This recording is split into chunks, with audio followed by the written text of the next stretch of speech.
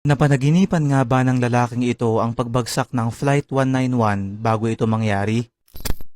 Mga kaibigan, noong 1979, may isang lalaking nagngangalang David Booth ang pumunta sa FAA o Federal Aviation Administration ng Amerika at sinabing 10 sunod-sunod na gabi na itong nananaginip patungkol sa isang eroplano na di umano ay nag-crash at kumitil sa buhay ng lahat ng sakay nito. Inilahad niya ito sa isang napakadetalyadong paraan, ngunit ayon sa mga otoridad, imposible raw itong mangyari at hindi nila ito gaanong pinansin.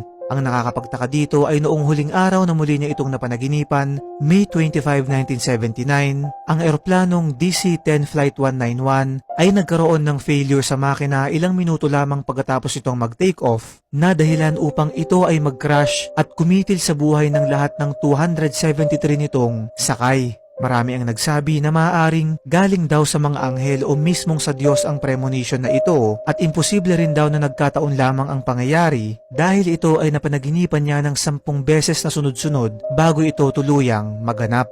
Anong masasabi mo tungkol dito, kaibigan?